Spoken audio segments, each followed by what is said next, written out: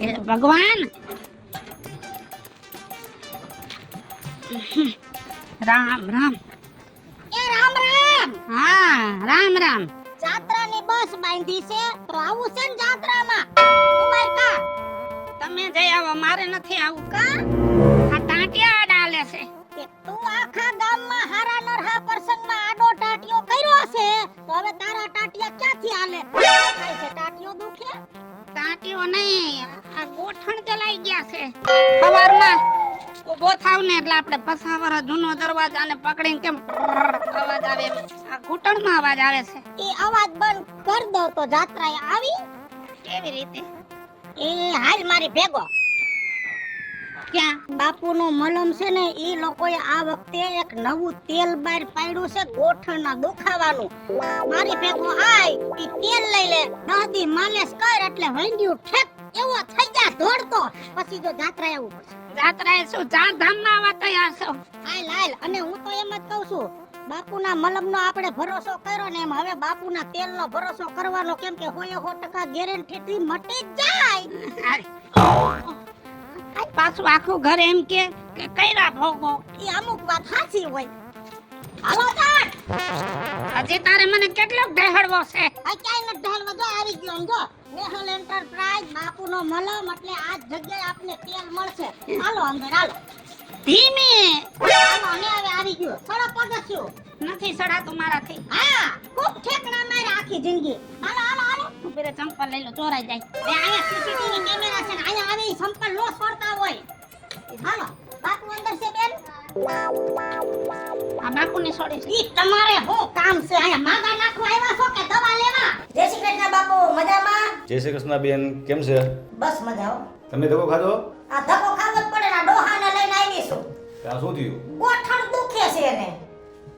બાપુ તો તને ઓળખે છે મને આખું જેતપુર ઓળખે હું બાપુ ઓળખે ઘણાને બાપુના નંબર કે એડ્રેસ નો જડે તો મને ફોન કરે એટલે હું પછી સીધી એને બાપુના કોન્ટેક્ટ નંબર આપી દઉં મેં તો કીધું કેવડાય બાપુ છે આ તો જીણકા છે હવે ઈ ક્યાં લપ કરવાની છે આ મારા ગામના છે બાપા છે આમાં મારા હગા થાય એને ગોઠણ દુખે છે હે કે હવે આ તેલ એને આપો ને હવે આ છે આપણું ગોઠણનું સ્પેશિયલ દુખાવાનું તેલ આમાં તમે લગાવો ને એટલે 10 મિનિટની અંદર રાહત થઈ જાય કોઈ પણ પેશન્ટ જ્યારે અમારી પાસે આવે એટલે અમે પહેલાં એને લગાવવાનું કહીએ છીએ કે તમે લગાવો તમને રાહત થાય તો જ લઈને જવાનું છે અહીંથી લઈ લો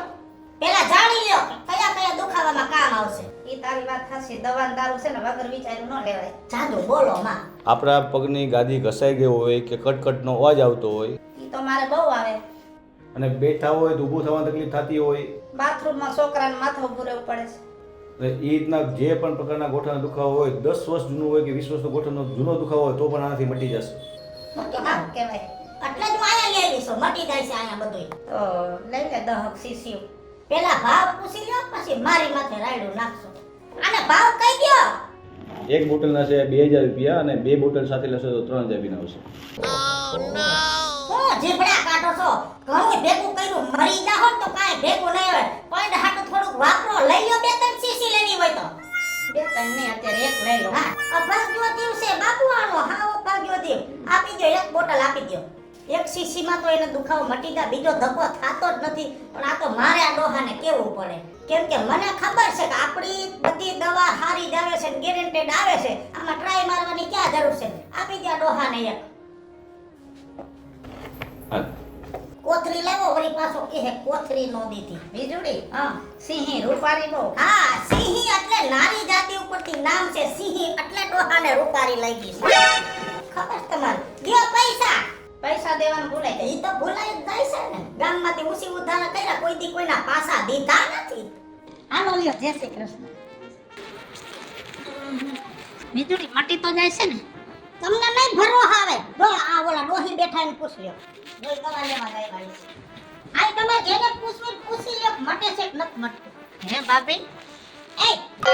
ભાભી થાય તમને પૈસા ખાઈ સાગર ભાભી ભાભી તો મારશે ભલે ને કે ની અમારે ઘણા દેર છે એક દેર વધારે તમને ગોઠણની તકલીફ થઈ ગઈ છે હા મને ગોઠણની ગાદી ગહાઈ ગઈ હતી હાવ સાચું કે જો ફેર પડે છે ને આ ફેર પડે છે કેટલો? 100% ફેર પડી જાય હવે તો જે 2 સીસી વાપરી હા 80% ફેર પડી ગયો છે ને આ થઈ ગઈ રેવા આવી 80%. તો હું તો આનાથી નાનો છું, મારે તો કાંઈ કા ફેર પડી જાય. હાલો હવે કોઈને પૂછવું છે કોને આ બેઠા જો.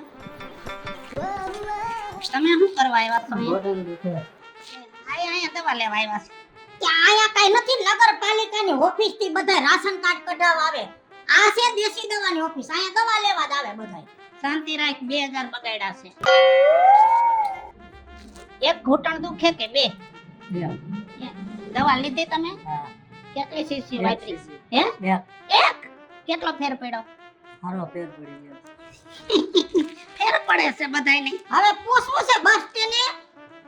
ન્યા ઓલું પૂતળું છે એની પડખે ઊભું રહીને પૂછવું છે હારું થઈ જાય છે કે નથી થાતું થઈ જાય છે કે નથી થાતું હવે તો મહિનાથી પછી હું અહીં બેઠો છે ને મને બીજા પૂછશે ફેર પડ્યો કે નહીં. ઊભી રે. હાજી હું પૂછવું છે હવે પૂછવું નથી, આ બધાયને કેવું છે. અને સાંભળો, જો મેં જેતપુરમાં છે ને ઘૂંટણના દુખાવાનું તેલ લીધું છે, મારે તો મટી જાય. અને તમને જો વધારે દુખાવો થતો હોય ને તો એકવાર ધક્કો ખાઈ જાજો, તમારા ટાંટિયા થઈ જાય ઘોડા જેવા.